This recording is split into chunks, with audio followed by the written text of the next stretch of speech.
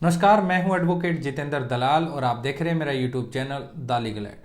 आज की वीडियो में बात करेंगे कि प्रॉपर्टी किराए पर देने या लेने से पहले किन बातों का ध्यान रखना चाहिए और क्या कोई भी एग्रीमेंट जो किराए के लिए हम कराते हैं क्या उसको रजिस्ट्रेशन कराना ज़रूरी है या नहीं, और हमें किन बातों का ध्यान रखना चाहिए जब कोई प्रॉपर्टी हम किराए पर दे रहे हैं। तो चलिए इसी टॉपिक पर वीडियो को शुरू करते हैं। इससे पहले अगर आपने मेरे चैनल को सब्सक्राइब नहीं किया है तो प्लीज़ मेरे चैनल को सब्सक्राइब करें ताकि आने वाली हर एक वीडियो आपको सबसे पहले मिल सके। देखिए, मैं आपको बताना चाह रहा हूँ, आप प्रॉपर्टी को किराए पर दे रहे हैं या किसी मकान को, दुकान को या किसी फ्लैट को या आपकी कोई भी प्रॉपर्टी है जिसको आप किराए पर दे रहे हैं, तो उससे आपको रेंट एग्रीमेंट कराना चाहिए या नहीं।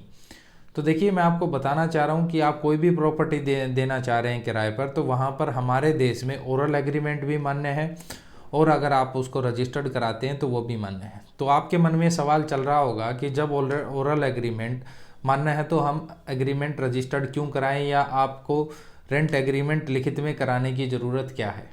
तो देखिए, मैं आपको बताना चाह रहा हूँ कि बहुत सारी ऐसी नियम और शर्तें होती हैं एग्रीमेंट की जो आप सिर्फ और सिर्फ लिखित एग्रीमेंट यानी रिटर्न जो एग्रीमेंट होता है उसी में आप लिखवा सकते हैं, अन्यथा उसका आपको बेनिफिट नहीं मिलेगा। वो एक साधारण ओरल एग्रीमेंट माना जाएगा।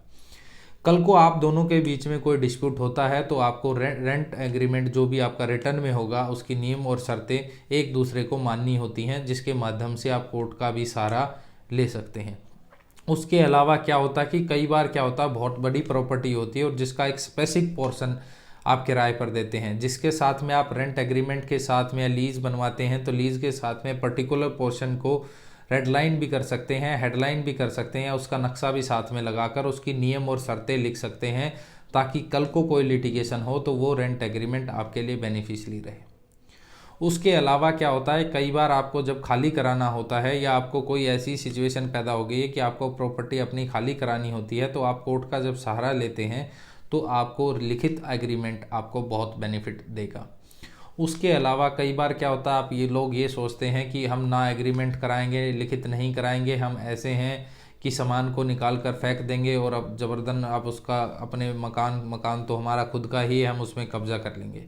लेकिन ध्यान दें, ऐसी कंडीशन में अगर जो किराए पर रह रहा है उसको पता लग जाता है कि आप ज़बरदस्ती उसको घर से निकालने वाले हैं, तो ऐसी कंडीशन में अगर वह जो किराए पर रह रहा है कोर्ट में चला जाता है तो कोर्ट डेफिनेटली उसके फेवर में कुछ समय के लिए आदेश देगा, स्टे करेगा। फिर आप कितने भी बड़े पावरफुल क्यों ना हो, आप उसको ज़बरदस्ती घर से बाहर नहीं निकाल सकते हैं, किराए से बाहर नहीं कर सकते हैं, ज़बरदस्ती उसको नहीं निकाल सकते हैं। ऐसी कंडीशन में आपको रिटर्न एग्रीमेंट कराना चाहिए। अब एक और सवाल है कि क्या जो भी रिटर्न एग्रीमेंट हम कराएंगे उसको रजिस्टर्ड कराना ज़रूरी है या नहीं। देखिए, 11 महीने तक का कोई भी अगर एग्रीमेंट करा रहे हैं तो उसको रजिस्ट्रेशन कराना ज़रूरी नहीं है। आप सिंपल उसको लिखवा कर नोटराइज करा सकते हैं।